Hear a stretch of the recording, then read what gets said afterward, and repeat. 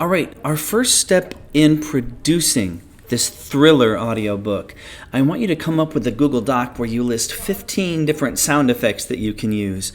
Now, you know how I tell you that when I give an example, a lot of my students copy it word for word? I've outlined the project we did last year so that hopefully you will come up with your own ideas for sound effects for this project instead of just stealing mine. So I've got a 15-item list from the Batman audiobook that we did last year. But I want you to do the same thing with the thriller audiobook for this fall. And remember, capitalize, punctuate. Yes, your grammar needs to be correct. And yes, you need to write in complete sentences. You'll need to call me to your desk by Friday so I can check it. Half of us got a D or an F on the last project because we did little to almost nothing.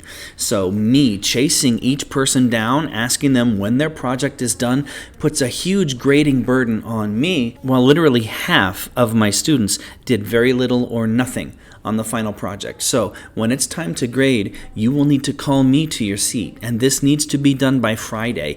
Don't start downloading stuff until you have your list of 15, and make sure it's complete, like my example, and make sure you use complete sentences. Let's go through it and show you how you should arrange it. What's my first sound effect? I will open my project with the sound of the Batmobile racing through the sewer. Number 2, after Batman says, "I fly through the barrier, sending wood shards down the tunnel," I will include the sound of splintering wood and a booming sound, because that's the wood shattering, and that's also the Batmobile crashing through the barrier. Number 3, after he says green arrows plaster the walls, I will use a rapid fire sound like arrows being shot from an automatic weapon like a crossbow. 4, after Arkham Asylum, I know it well, I will use a suspenseful stinger to add drama. If you don't know what a stinger is, it's a quick sound effect meant to grab your attention or to add suspense. Like this.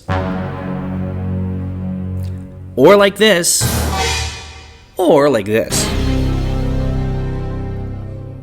Number 5, before Batman says, "I decide to leave the Batmobile," I will include the screeching of tires and a futuristic car door opening.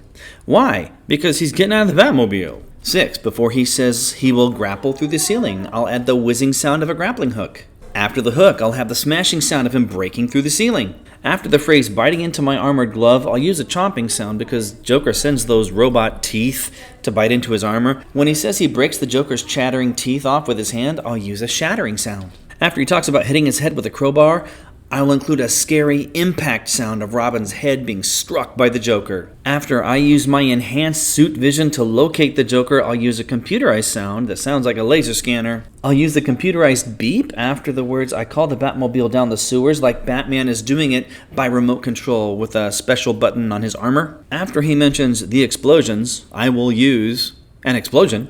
I'll use another slamming sound after the words "one breaches the hull and strikes me in the leg."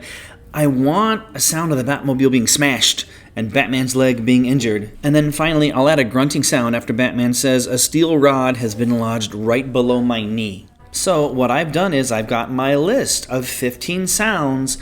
What sounds will they be, and when will I use them? Right after which sentence? Or right before which sentence? So my example is for the project we did last year. Your example should be for the thriller soundtrack we're doing right now. Take what I have done and write your own version of it with the thriller soundtrack. What sounds will you use and where will you use them? That's it. Let's get to work. Thanks. Bye-bye.